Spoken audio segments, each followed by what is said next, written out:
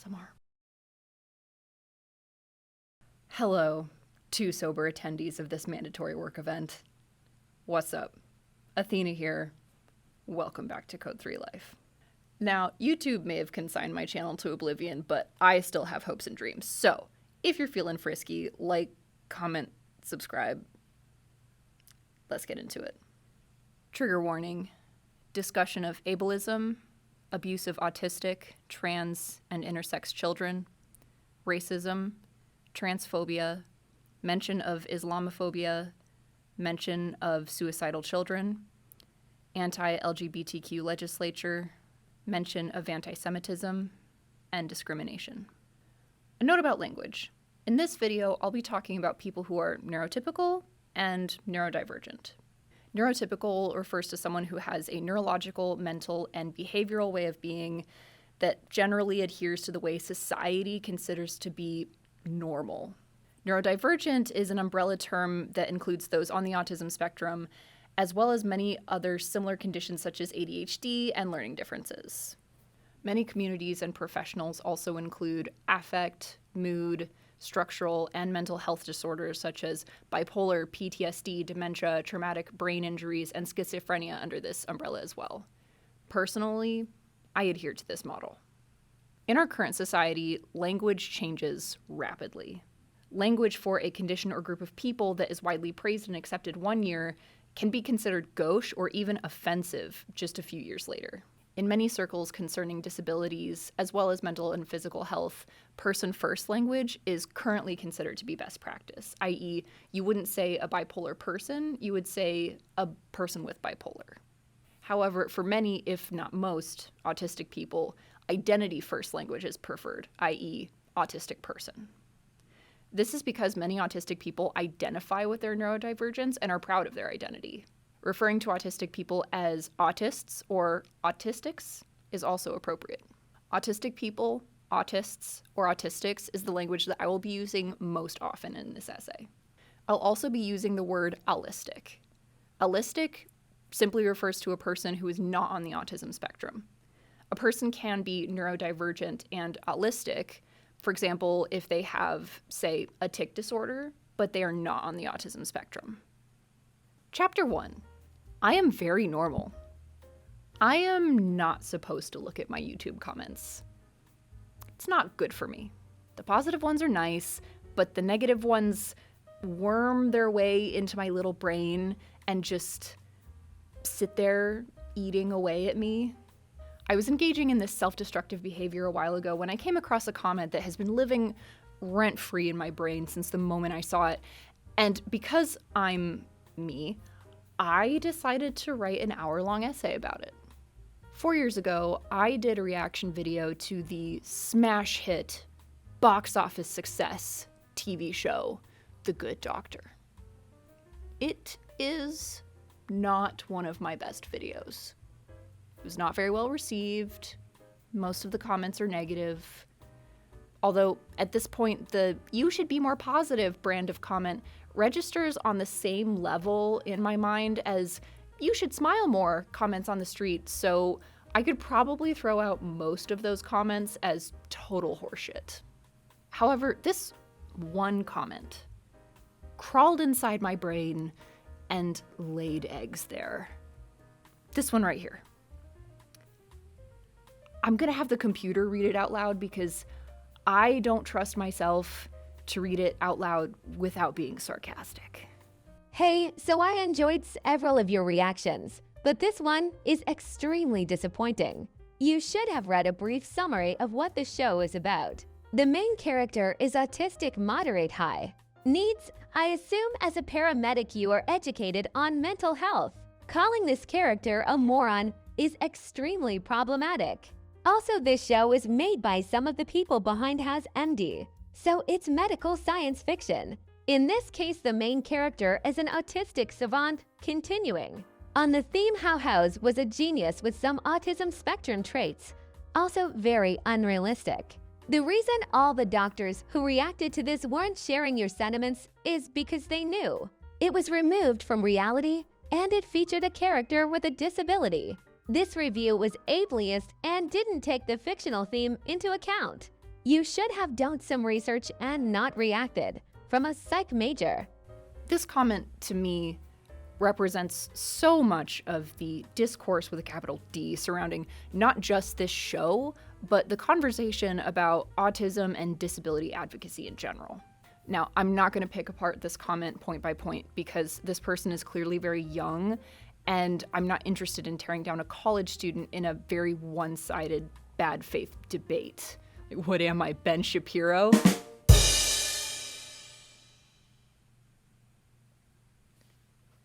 I'm just kidding. I don't actually know how well that joke is going to do on this side of YouTube. And besides, if you actually watch Ben Shapiro's debates, he's utter garbage at it.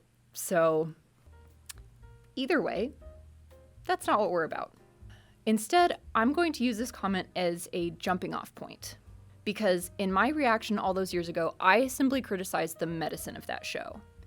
And I still stand by all those criticisms. The medicine is trash. But there's so much more to talk about this show than just the piss poor medicine. Chapter 2.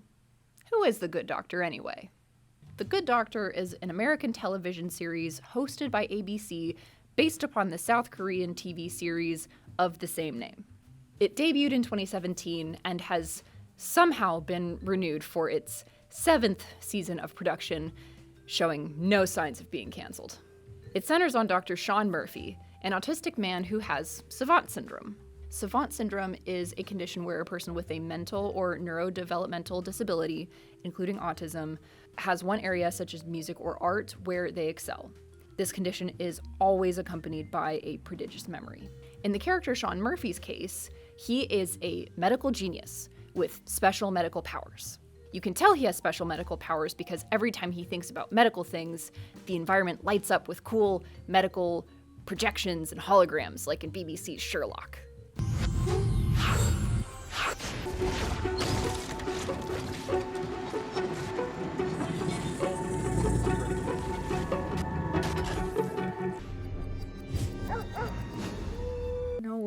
No, I wasn't gonna bring that up. I said I wasn't gonna bring that up. Everybody brings that up. That's not fresh and groundbreaking criticism. Stupid. And wouldn't you know it, like the comment on my other videos said, David Shore, the showrunner for The Good Doctor, was also the showrunner for the TV show House. Dr. Gregory House is a character that some people have suggested has a lot of autistic qualities, just like Sean Murphy. He's rigid, often unlikable, bigoted, and has an encyclopedic knowledge of medicine. You know, that great autistic representation that we love to see. When The Good Doctor went on air, it was praised for finally putting an autistic person on the little screen, especially since they worked with experts to make sure they got the autism right. But since then, things have begun to crumble. Perhaps the most damaging stereotype embodied by Dr. Sean Murphy is the message that autistic people really can be useful, as long as there's something extraordinary about them that makes up for what neurotypical people perceive as their deficiencies. And with this savant syndrome stereotype, the capabilities really must be superhuman. The autistic person can't just have excellent medical knowledge, or be a good piano player, or be good at playing cards in order to be tolerated. They must be a medical genius, or be the best piano player in history, or be so good at playing cards that the autistic person can make the people around them, read their handler, money. This article calls this the model neurominority, which I absolutely love. And this truly is the neurominority. The type of autism that we see most in media is this straight, cisgender white male with savant syndrome. And that is just not the reality. Autism is greatly underdiagnosed in women, so much so that it's estimated that female autistics may actually outnumber male autistics. Up to 80% of female autistics may remain undiagnosed at the age of 18, which has drastic implications for the mental and physical health of these women. Black and Latina children receive autism diagnoses later than white children do, and are more likely to receive diagnoses of conduct disorder instead, which sets them up for a lifetime of involvement in the correctional system, instead of pointing them in the direction of supportive therapies, but that's another topic for another time. One that I am not the expert voice in. Here are some voices that actually are. Links in the description. Another issue that has been brought up is that Freddie Highmore, the actor who plays Sean, is neurotypical. Hollywood has a long-standing history of excluding neurodivergent actors from its productions about neurodivergent stories, even today, and this show is no different. I don't really have much to say about this besides the fact that, Sean Murphy could have and should have been played by an autistic actor. And I don't want to imply that absolutely no autistics found this character relatable. One of the defining features of Sean is that he can't mask, and many autistic people appreciated this portrayal since they themselves find it very difficult, frustrating, or impossible to mask themselves. Masking, by the way, is when neurodivergent people expend energy to alter their behavior and affect in order to adhere to neurodivergent expectations for behavior and affect. Some examples of this are mirroring the facial expressions of those around you, forcing eye contact, concealing your interests if you feel that they won't be taken seriously by those around you, memorizing and then regurgitating scripts for small talk because they're the social expectation, etc.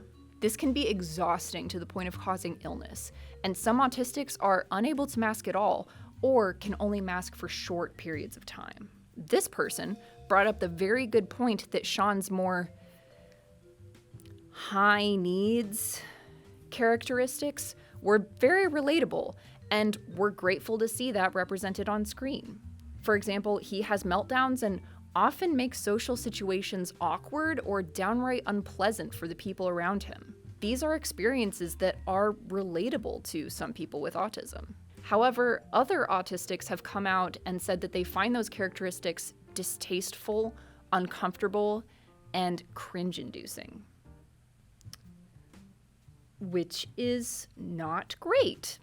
After all, the autism spectrum includes people who can't mask, can't fit into the neurotypical world, and sometimes require around-the-clock care by caregivers. And if a group is only willing to claim the members of their group that are palatable to the average viewer, well, as they say, in the end, there will be no one left to speak for you. But as a quick aside, Sean is not a high needs autistic. He's not even moderate needs. In fact, part of the reason why people might think he's high or moderate needs might be because he's possibly the most visibly autistic person they've ever seen, either on screen or in real life, which is concerning. I'm gonna throw this up on screen to show that Sean is a low needs autistic who occasionally might need some moderate support during times of stress or change, but he's never shown needing supervision or help with his ADLs or activities of daily living. He is able to speak and doesn't require AAC or augmentative and alternative communication. He's able to hold down a stressful job, which would be difficult even without his medical autism powers. And so let's not get it twisted. Just because you can look at Sean Murphy and tell that he has autism does not mean that he is moderate to high needs. Tangent over. But in the defense of the people who think that the portrayal of Sean's autism is offensive, I happen to agree with them. His autism is portrayed not so much a facet of his character or a lens through which we see the world with him, but rather a spectacle to gawk at. Yes, he is shown as having difficulty in navigating the nuances of social interactions and the usually corrupt politics of the hospital, but the way he is shown to handle this is through a never-ending series of cringeworthy and infantilizing moments where this awkward, oafish man-child fumbles his way through the world to the frustration and amusement of everyone around him, and therefore the audience. We, the audience, are encouraged to laugh at, not with, the main character of the fucking show. He may learn the lesson in the last 5 minutes of the episode, like he's a fucking preschooler watching Sesame Street, but until this moment of clarity, he is the object, not the subject, of our entertainment. We are not often encouraged to empathize with him. We are encouraged to watch and wince. He isn't in on the joke. He is the joke. Let me give you an example. This is from season 1, episode 7, where Sean is caring for an autistic boy named Liam. Another cis white male, what are the odds? Sean says that this is the first person he has ever met with autism, and it's clear throughout the episode that Sean is having difficulty connecting with Liam. It's Sean's colleague Claire that points out to Sean that I think he likes you. You know how he thinks. Well, not as much as you probably do. we aren't seeing the world through Sean's eyes. Claire is the one giving this window into Sean's perspective.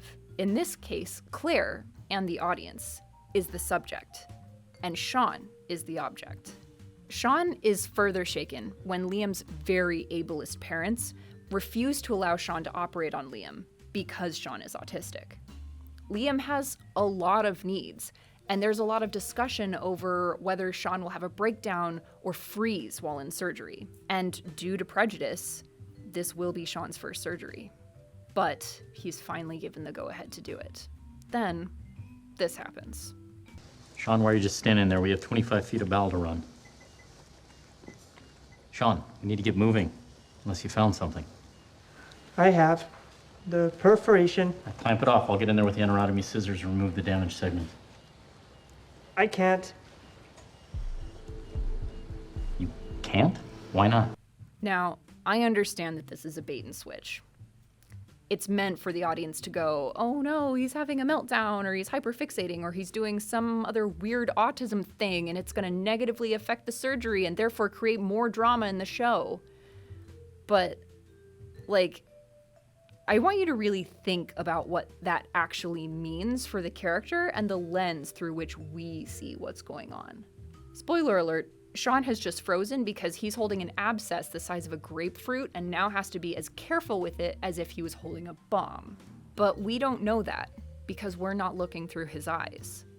We are quite literally not meant to see the world through his point of view, because if we were, we'd be looking at what Sean is looking at. Instead, we're looking at him from the point of view of the other doctors, and all that we see is that he's frozen.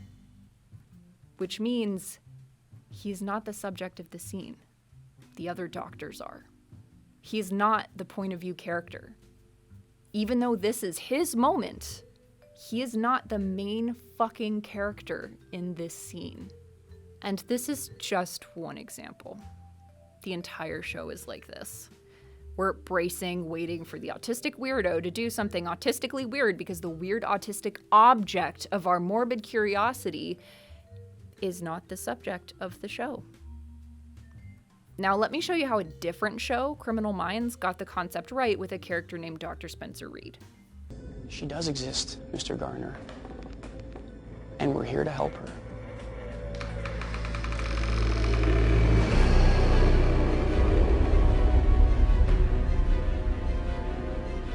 Watch, Morgan? I think maybe it'd be better if you guys waited downstairs. What? Mr. Garner and I are just gonna talk alone up here. Go ahead and talk, Reed, but we're not going anywhere. Can I forgive myself? No, I can't. Run!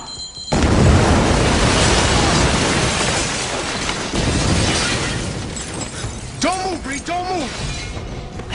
Get him out. Let's go. Let's go. Let's go! What the hell was that? You didn't think we needed to know that? I told you to go down the stairs. You didn't say bomb. You left that part out.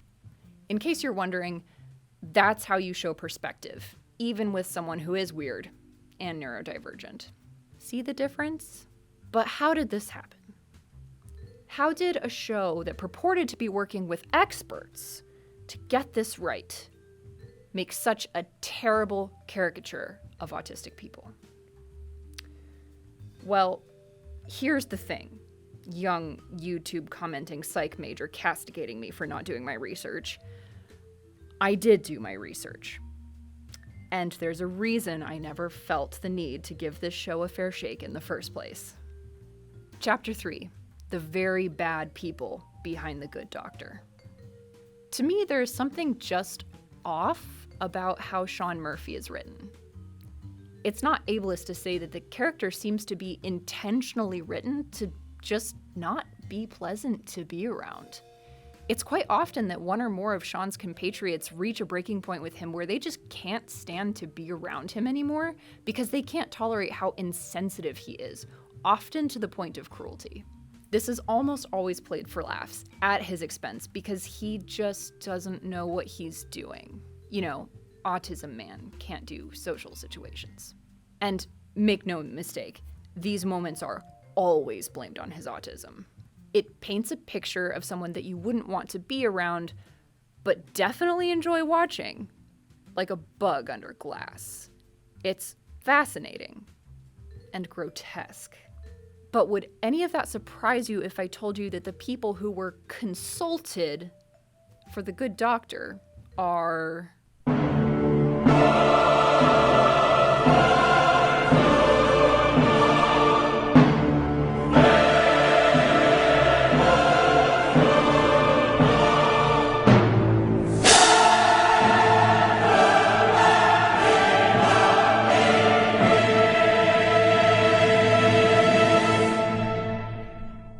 For those of you who didn't just physically recoil from your screen, Autism Speaks is an organization that was started in 2005 during the height of the vaccines cause autism scare. This would be the scare that was started in the late 90s by disgraced ex-doctor Andrew Wakefield on purpose so that parents would stop getting the scary vaccines that he was warning them against and start getting his vaccine that he patented 9 months before he intentionally started this scare. Check out H-Bomber Guy's video here for the complete story. It's legitimately one of the best videos of any kind I've ever seen, and I recommend every single minute of it. Autism Speaks is an organization whose origins and main philosophy rest on the idea that autism is a terrible disease, which many of its members believe is caused by vaccines, that must be cured, and that the real victims of autism are the parents of autistic children, because autism stole the children that those parents were hoping to have away. Its logo contains a puzzle piece, which was adopted from the UK organization, the National Autistic Society, which was formed in 1963. The 1963 logo from the National Autistic Society includes a weeping child, because of course it does. The puzzle idea itself was created by Gerald Gasson, who, along with the rest of the board of the National Autistic Society, believed autistics suffered from a puzzling condition. Now, the Autistic Society has done a lot of work in the past 60 years to change and try and help support people with autism, to the point where it is now actually a pretty good resource. It's still not representative of people with autism, though. But back to Autism Speaks. I'm going to read this passage from an article by In the Loop about neurodiversity, because I feel like it sums up everything so much better than I could. The search for answers that Autism Speaks refers to is the search for cures and treatments. Autism Speaks has previously called autism a disease and has said statements such as, "This disease has taken our children away. It's time to get them back," and have called autistic people burdens and tragedies, and has called autism itself an epidemic. In their I Am Autism advertisement, Autism Speaks made statements such as that autism robs children of their dreams and that autistic children live behind a wall. End quote.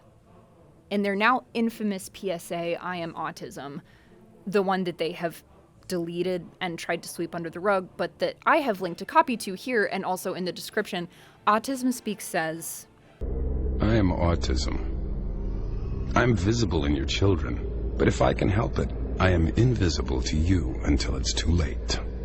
I work very quickly. I work faster than pediatric AIDS, cancer, and diabetes combined. And if you are happily married, I will make sure that your marriage fails. Your money will fall into my hands, and I will bankrupt you for my own self-gain. I don't sleep, so I make sure you don't either. And you are scared, and you should be. I am autism. You ignored me. That was a mistake. In part of Autism Speaks' documentary, Autism Every Day, they interview Allison Singer, the mother of an autistic child. This was part of her interview. But I remember that was a very scary moment for me when I realized I had sat in the car for about 15 minutes and actually contemplated putting Jody in the car and driving off the George Washington Bridge, and that would be preferable to having to put her in one of these schools. And it's only because of Lauren, the fact that I have another child, that I probably didn't do it. Autism Speaks is an incredibly influential group of people that claims to support autistic people and their families. In reality, only 1% of their budget goes towards family support, 20% goes towards fundraising, and nearly 50% of their budget goes towards lobbying and awareness, whatever that means. What they actually have been doing is undermining the voices of actual autistic people for nearly 2 decades. In addition, due to the anti-vax rhetoric of their most influential leaders, they are, in my scientifically supported opinion, responsible for the complete destruction of the bodies of dozens of people, plus a few deaths due to multiple measles outbreaks, even after measles had been completely eradicated from the US, as well as millions of deaths due to unvaccinated COVID patients. They have recently been sweeping this history under the rug with their newest stances, but they have not, to date, taken any responsibility for the role they have played for vaccine hesitancy in this country. Some people have gone so far as to demand that Autism Speaks pay reparations for the damage they have done with their campaign of anti-vax bullshit and the lives that have been lost as a result. Consider this me officially adding my name to that list. Autism Speaks is also widely considered to be a hate group by autistic people. The Autistic Self-Advocacy Network, on the other hand, is a group that is made up primarily by autistic people for autistic people. They advocate for agency for autistics and argue that there is nothing diseased about them. They aren't missing any puzzle pieces, and they don't need to be cured. This is their logo. But were they, or any other organizations that advocate for autistic voices over the voices of ableism and fear, consulted in the making of this show? No. ABC chose to go with the hate group made of parents who think autism should be cured so they can have their perfect fictional child that they idealized in their minds at the expense of the voices of real autistic people. And it really is too bad. Can you imagine how different and how much better this show would be if we got a Sean Murphy who is actually good autistic representation? Someone who was nuanced and multifaceted, and who is more than just someone to point and stare at for the spectacle of his weird behavior?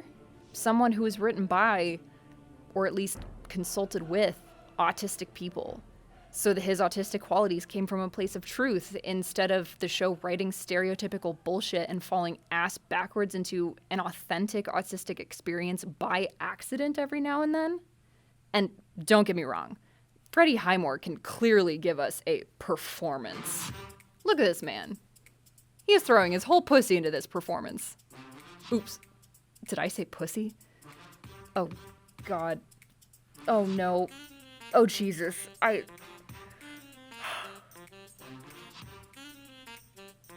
guess we have to talk about the trans episode. Chapter 4. The trans episode.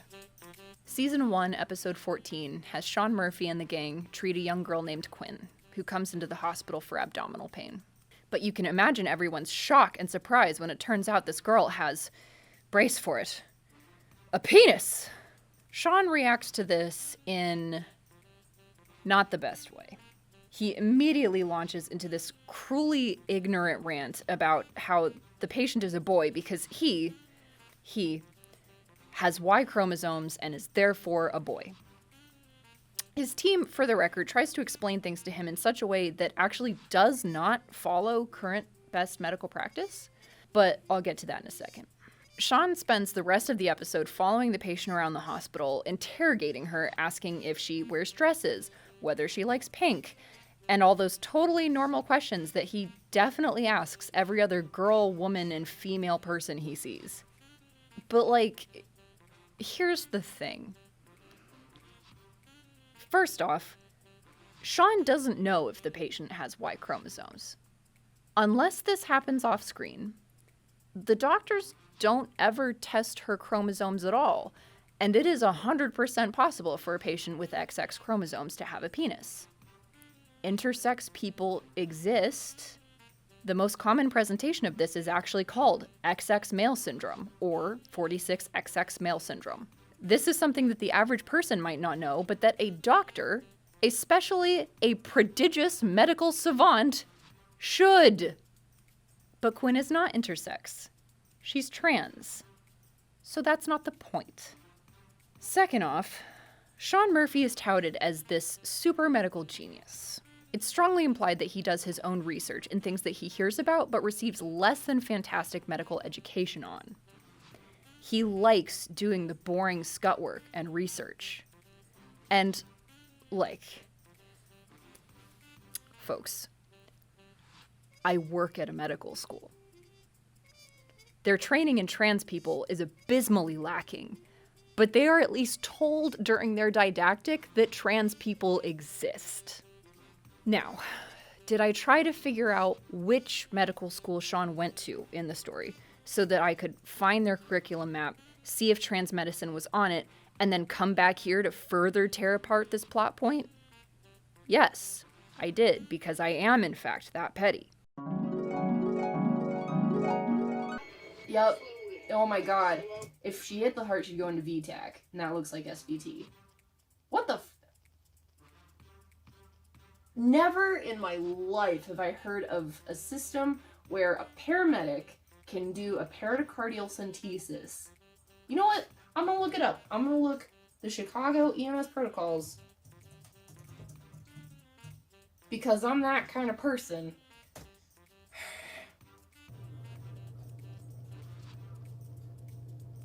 They can't do that shit. But we're never told which medical school Sean went to, so I can't do that. Sean is from Casper, Wyoming, so it's definitely possible that he has never met an out trans person, but I refuse to believe that this is the first time he has ever been faced with the concept of a trans person existing. And he is, like, cartoonishly insensitive. Like, borderline hate speech insensitive.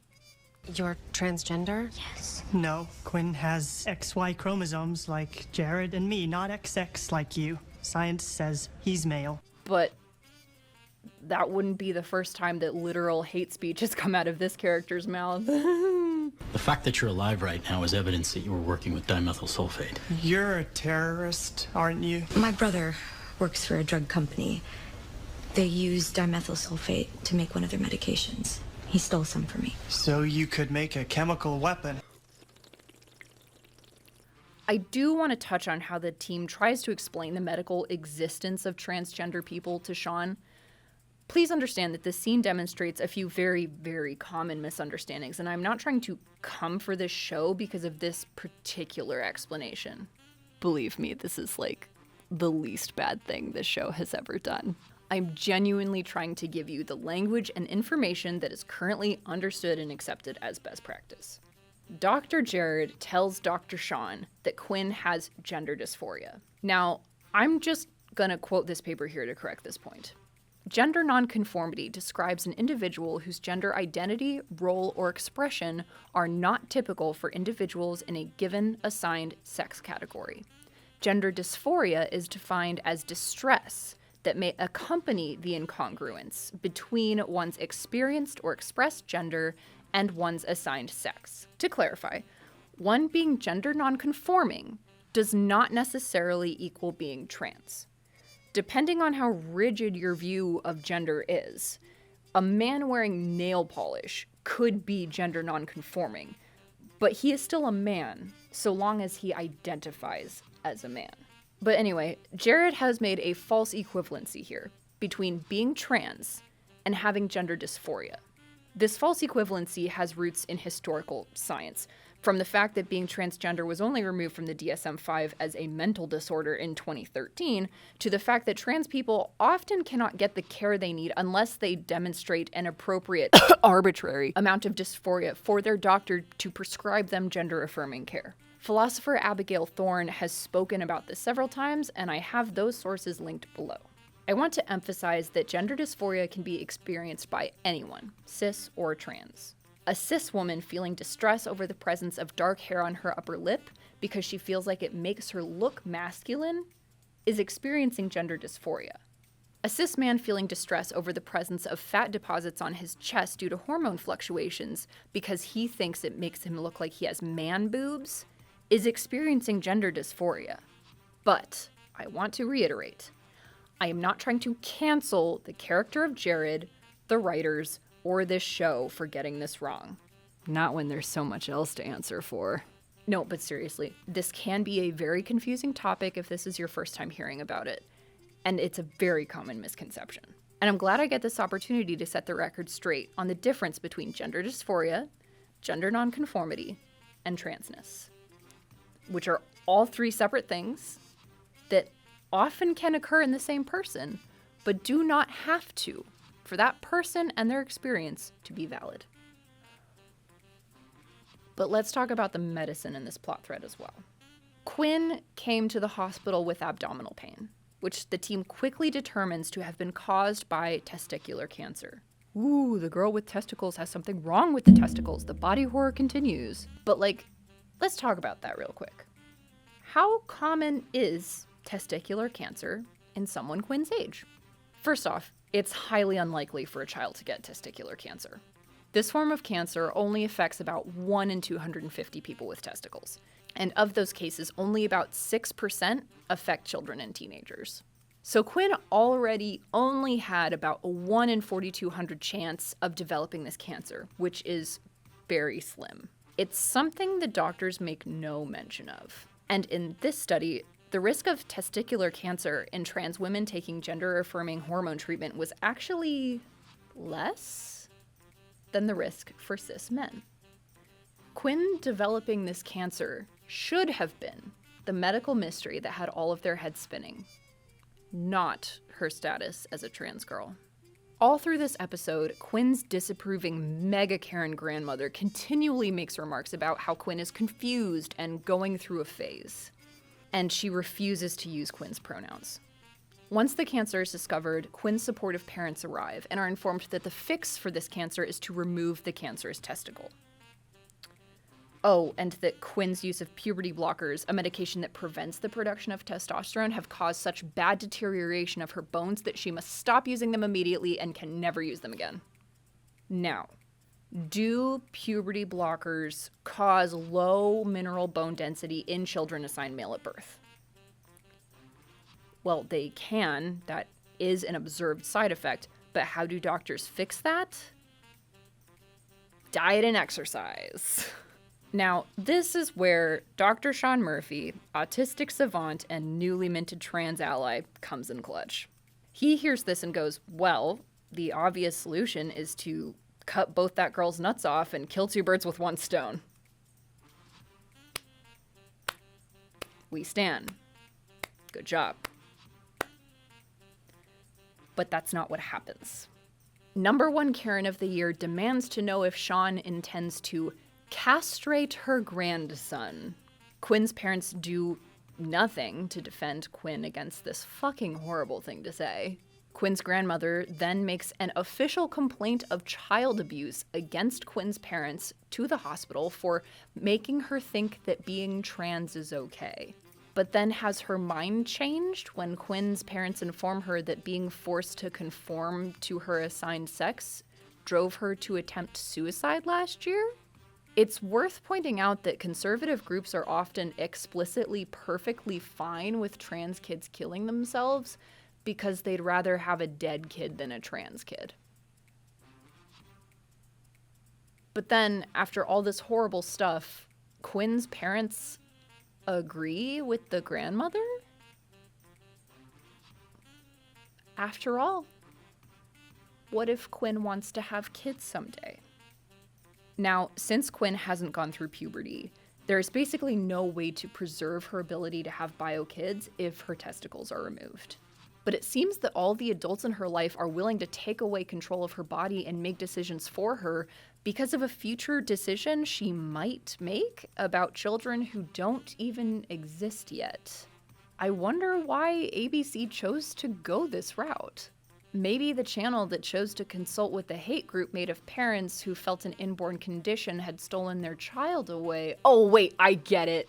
And of course, this episode evokes a lot of the anxieties that have been brought up by conservatives of children being altered or changed or even butchered because of the trans agenda. But just to fact check, and I want to be perfectly fucking clear here, the youngest case of genital reassignment surgery ever conducted in the US was conducted on a 17-year-old. And it is exceedingly rare for those surgeries to ever be conducted on anyone under the age of 18. No, I'm just kidding. Genital reassignment surgery happens all the time on intersex babies, often leading to lifelong chronic pain, sexual dysfunction, psychological distress, and gender dysphoria.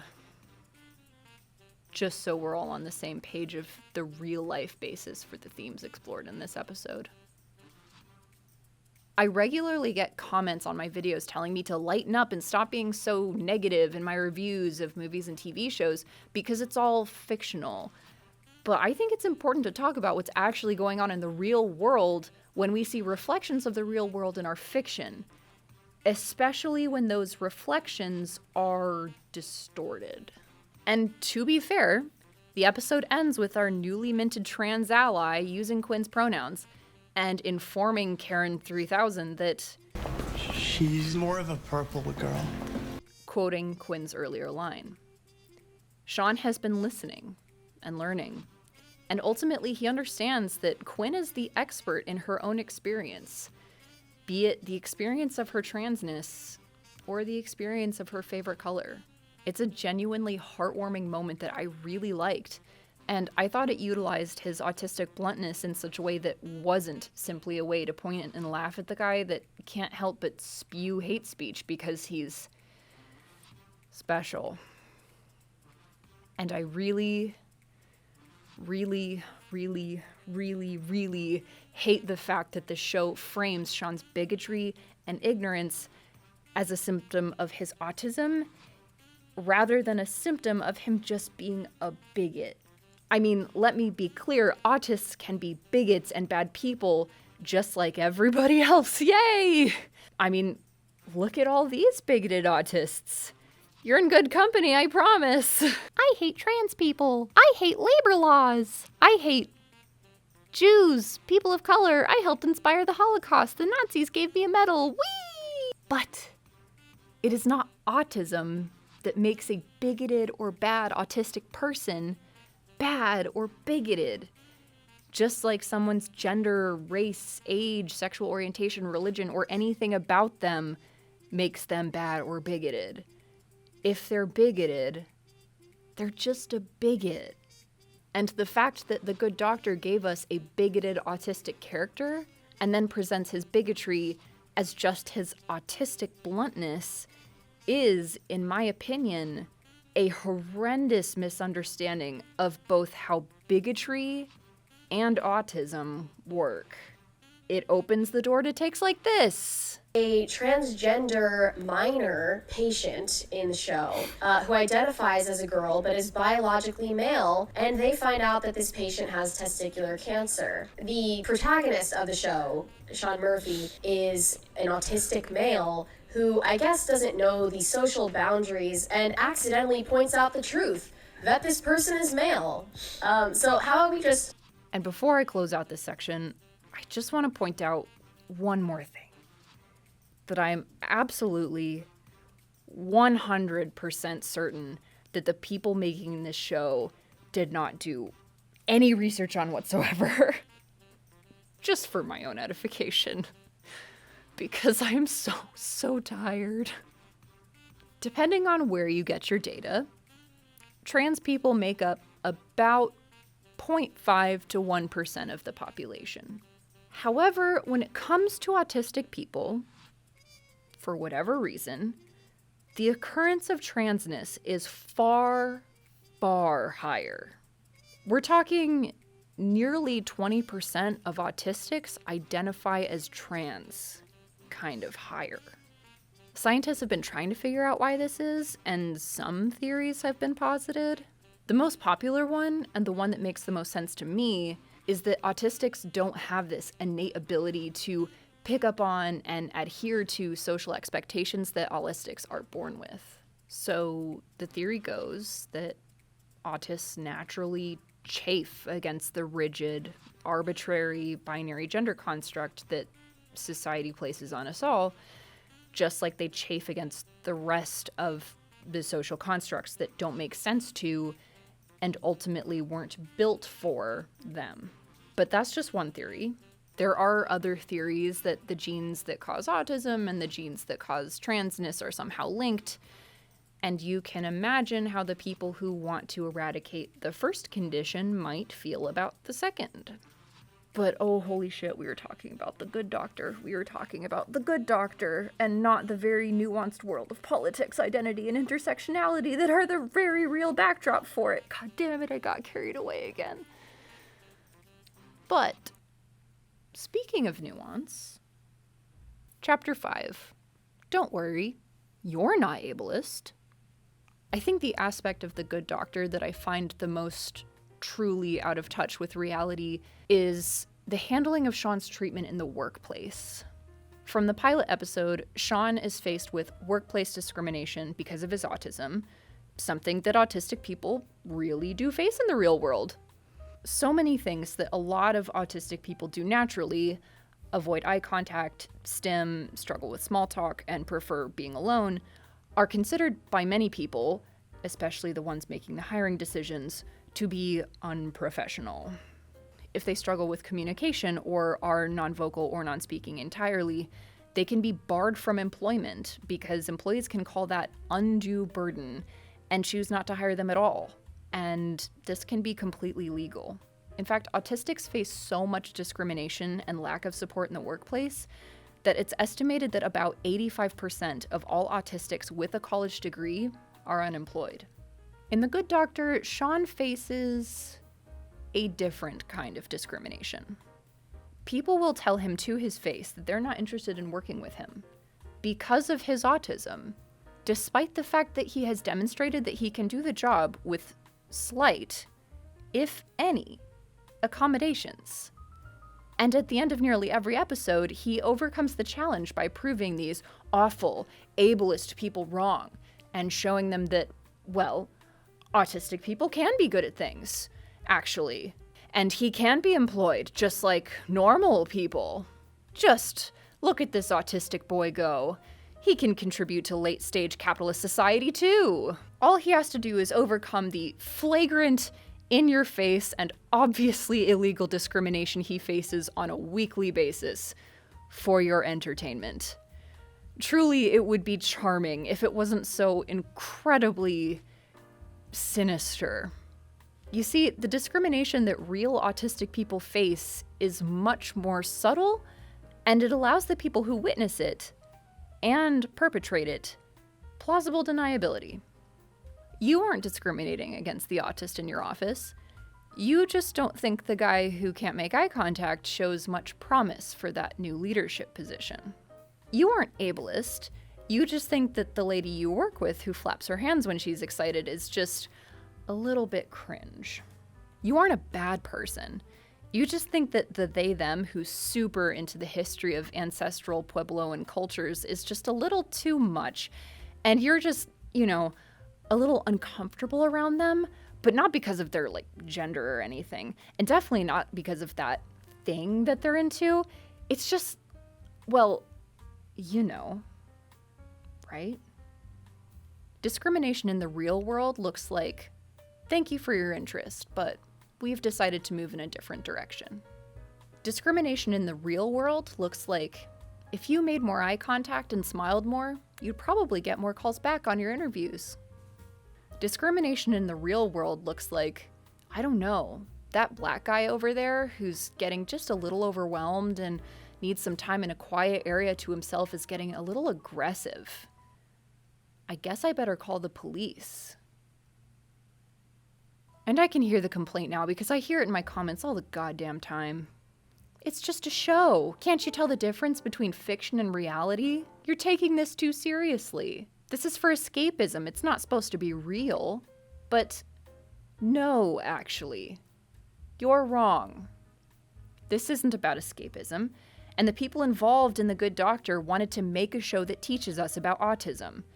So much so that they did fucking PSAs about autism, directing the audience to our favorite autism hate group. The show wanted to teach us about autism, just apparently not about ableism, advocacy, and discrimination. Like I already said, Sean is not the subject of the show, he is the object. We are not meant to step into his shoes, which means we are invited to step into the shoes of the people around him who are also watching him, just like we are. And we have a choice to make. Do we accept him wholesale, despite our frustrations, like the good people on the show do? Or do we blatantly and illegally discriminate against him, like the bad people do? Let him stay. Dr. Andrews, leave our opinions on the wisdom of hiring Dr. Murphy. That battle is lost. Sean is here and we have to accept it, and we will treat him like any other resident. Sir, it's my team. And it's my department. Well, we would never tell an autistic to their face that we don't want to hire them or work with them because they're autistic, like the bad people do, so we must be a good person. The show tries to perform the apparently earth-shattering and praiseworthy task of portraying Hollywood autistic savant white boy number 347 and acts like they fucking stick the landing. But when it comes to asking the audience to actually consider their relationship with autism and disability advocacy, something that's actually needed, where the show could have done something really interesting. Nope. Here's someone just wantonly committing a crime. Whee! A surgeon needs to communicate, not just information, but sympathy, empathy. Can Dr. Murphy do that? He can't even reliably show up for a job interview. Are you going to sit here and tell us that there were no other equally qualified young surgeons? Surgeons without this one's issues. And if the show was interested in saying something actually interesting, different, or groundbreaking about autism, there is so much they could have done. The character of Sean could have been a woman, and that would have been more realistic. According to this study, it's estimated that the true ratio of autistic boys to girls is 3 to 4, which means that it's very likely that there are more autistic women out there than men. Raising awareness for that, since raising awareness seems to be Autism Speaks' main priority, would have been a great opportunity. Having the main character be a person of color and show the hardships that come from being autistic and a person of color and an autistic person of color in medicine would have been for great commentary and great TV. Having the character be queer, since the majority of autistic people identify as some kind of queer, would have been more realistic. The character could have been trans, like we've previously discussed. And we can get into more than just the granular identity of who the character could have been if this had been in the hands of people who gave a shit. More of this show could have been dedicated to the concept of disability as a whole. Disability is a huge topic in medicine in general, since doctors spend a considerable amount of their patient-facing time interacting with patients who have some form of a disability. However, only about 3% of physicians report having a disability, despite the fact that the American Medical Association acknowledged that having more disabled physicians existing is vital to improving care to the over 61 million Americans living with disabilities and therefore with healthcare disparities. Hey, The Good Doctor. Talk about that. And in case you're wondering, or you're about to correct my language, it's autistics themselves who consider themselves to be disabled. Many more of them consider autism to be a neurotype than strictly a disability, But I am not incorrect in talking about autism and disability in the same sentence, even though they are not the same thing. There are 3 models of disability usually talked about in these conversations: the moral model, the medical model, and the social model. The moral model assigns some sort of moral value, be it good or bad, to disability. You know, your mom was chosen by God to have a stroke because her faith was so strong she could handle it. Everything according to God's will. Or on the flip side, the villain of the movie has a horrific facial scar and a limp so that you know he's the villain.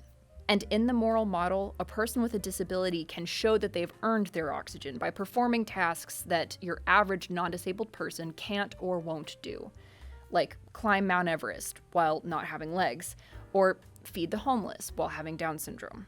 And that makes everybody feel warm and fuzzy. The medical model is the model that pathologizes disability.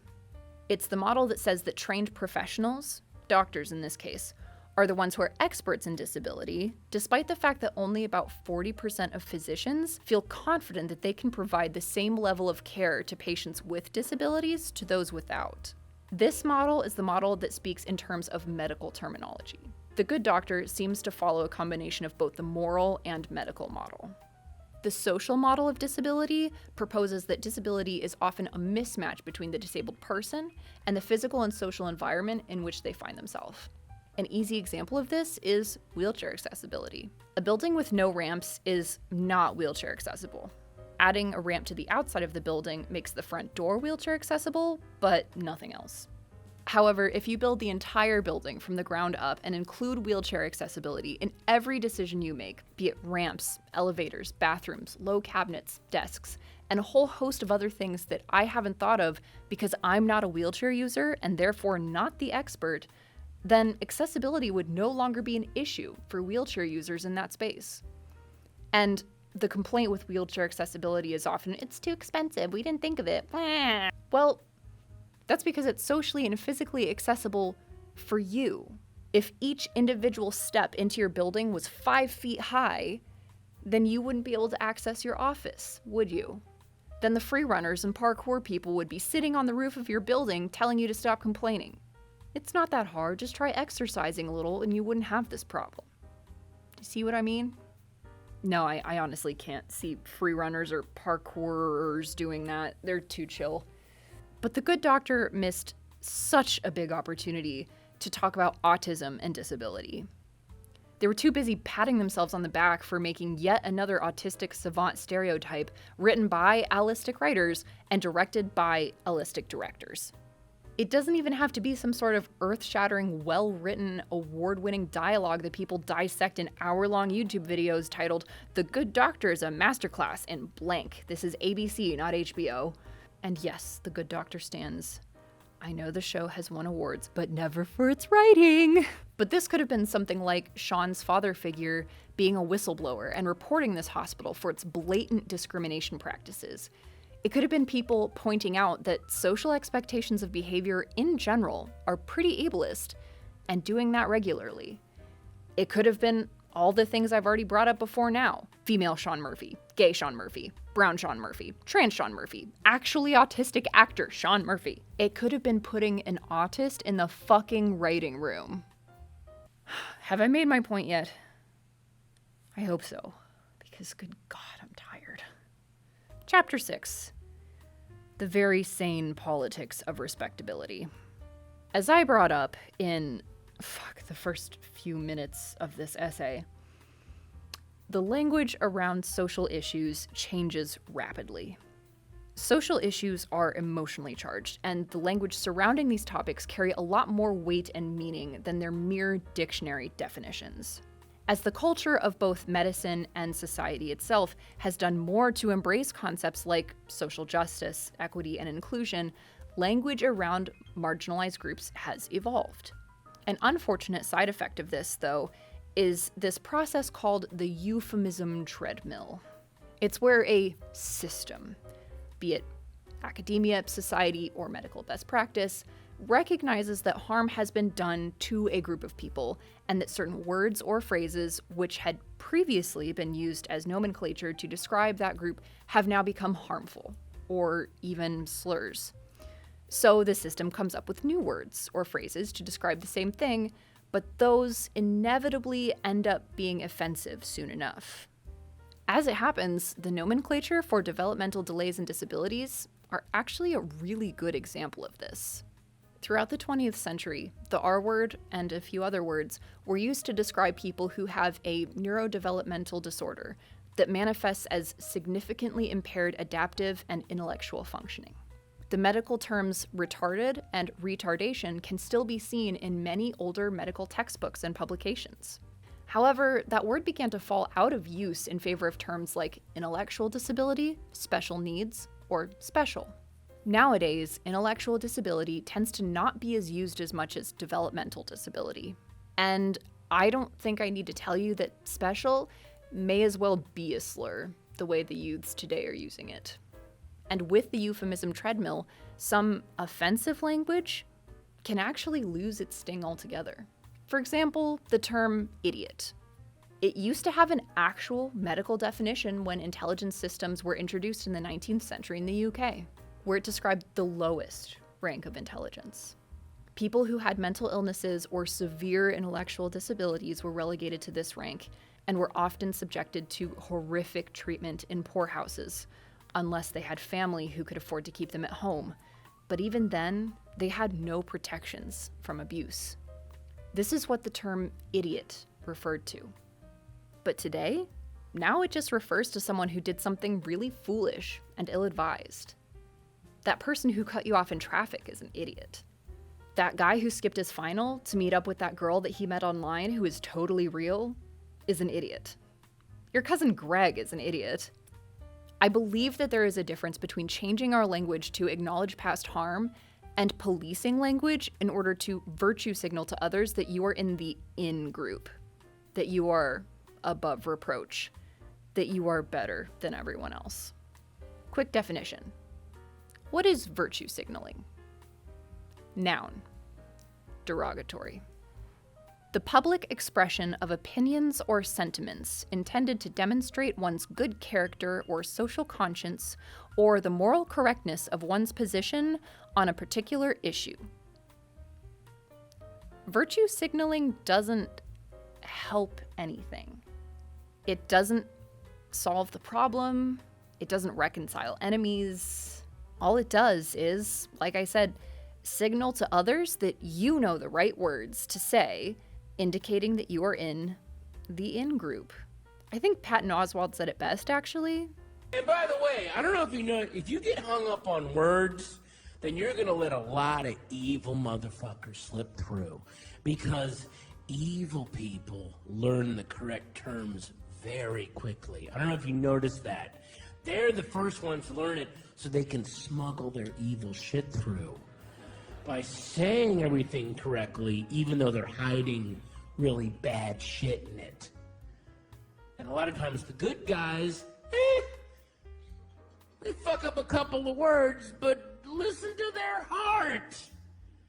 Now, I'm not trying to imply that because I used the word moron in my last video on The Good Doctor, I'm one of those rough around the edges with a heart of gold type of people that Patton is talking about. Moron is another one of those words that has been historically used to describe people with intellectual disabilities, and I definitely should have chosen my words more carefully. If you're curious, though, for anyone who's looking to study, say, psychology, where they presumably teach you the history of these words, the term moron generally referred to people whom today we would describe as having a moderate learning disability, or presumably moderate needs autism, which, as I explained before, does not describe Sean. But now I'm just getting nitpicky, and I said I wasn't gonna nitpick the comment. God damn it, I have to remember this was an undergrad. Anyway, here's the issue with virtue signaling. You have to make a lot of assumptions in order to try and prove your point.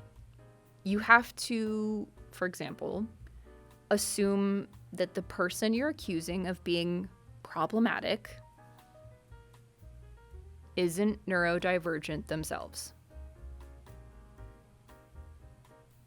Yeah, there are a few reasons why I've felt comfortable speaking at length about this, even when I don't technically have an autism diagnosis myself. First, I'm neurodivergent. I haven't been able to get assessed for autism because the only person in my area who offers that service doesn't take insurance and charges almost $1,000 for that assessment. And while no, a medical professional has not handed me a packet with the words "Congrats, you have autism" written across the front, I share many of the same experiences with autistics when it comes to affect masking, difficulty with social interactions, eye contact, sensory issues, hyperfixations, rigid adherence to a sense of right and wrong, anxiety, stimming, and a host of other things. I have much more in common with an autistic person than I do a neurotypical person. And it benefits the neurodivergent community as a whole to stand together rather than be exclusive with our advocacy and recognition of experiences. Secondly, I've worked very closely with people with an autism diagnosis to edit and produce this essay. I worked as hard as I could to find sources written by actual autistic people instead of neurotypical people speaking for autistic people. I also had 3 diagnosed autistics edit the script for sensitivity and accuracy. And I'll have you know, they all thought the comment that started all this was very silly, but I also understand what it's like to feel really passionate about something. I know how it feels to be really firm in your convictions and beliefs, but maybe not quite know how to go about standing up for those convictions and beliefs. And so I do have to applaud this misguided first attempt at advocacy and activism. This little undergrad got to stretch their wings in a low-stakes situation that probably gave them that little hit of dopamine for standing up to the man. And I got a 1-hour video essay out of it. I call this a win-win. Chapter 7. Good God, this was supposed to be 10 minutes long. Okay, I'm tired. I want to be done. Can we be done? No. I don't remember much of my life pre-2016, but I'm pretty sure if I end this essay without a conclusion section, some fucking specter of my Catholic pre-K through 8th grade school is gonna haunt my ass forever. So, okay, I'm doing it. I think the thing I can offer in this last part that I haven't already said in the, hour that I've been talking is good autistic media made by autists. Unfortunately, I haven't actually seen any of this stuff that I'm about to suggest to you, because if I'm consuming any media at all, it's other video essays or my friend's erotic fan fiction that we all write in some sort of fucked up cinematic universe, and The Last of Us HBO series, because it's the only thing I've ever seen that has made me actually have a breakdown about my relationship with my father. But the autists say it's good, so I trust them. And you actually wouldn't believe how hard it was to find this stuff. If you Google autistic media by autistic people, all you get is media about autism. And it's all by Allistics. So, Everything's Gonna Be Okay is an American comedy TV show. Several characters and actors are autistic, as well as the showrunner/writer. The main character is also gay. A Kind of Spark is a UK drama show based on a book. The author of the book is autistic, and several characters and actors are too. Something More is a contemporary teen romance novel by Jackie Kalila, who is autistic. It's about an autistic Palestinian-Canadian girl navigating high school. Heartbreak High, the 2022 version, is an Australian comedy drama with an autistic lesbian main character. She is played by an autistic actor. I know there are more, so please leave your suggestions in the comments. And there are examples of autistic actors playing roles where the actor themselves headcanons that the character they play is autistic. A good example of this would be actor Vincent D'Onofrio playing Wilson Fisk in Marvel's show Daredevil. There's also the phenomenon where the autistic audience will watch a show and connect with a character that they perceive, for various reasons, to be coded as autistic, and therefore connect with them. here are some examples of that. In conclusion, in my opinion, The Good Doctor is a bad show made by consulting with bad people. It had the opportunity to be good, and it took great pains to convince its audience of mostly allistic people that it was good. But it was not. And we're here because I'm not supposed to read my comments, but I did. And one crawled into my brain. And here we are. So yeah. I'm done. You can go home now. Bye.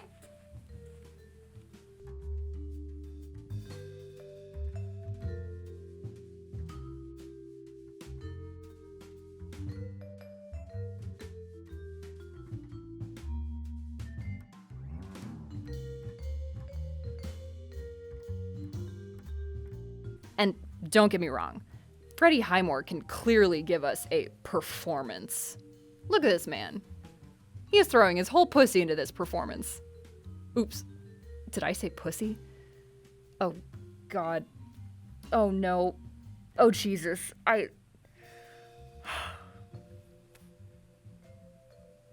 guess we have to talk about the trans episode.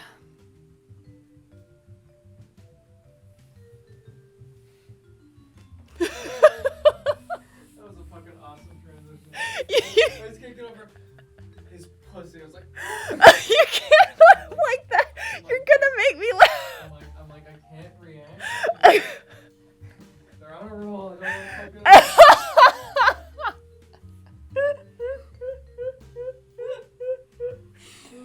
Oh God, that is easily my proudest line in the entire. And the fact that, like, you one take that, one take man, like, goddamn. Yes.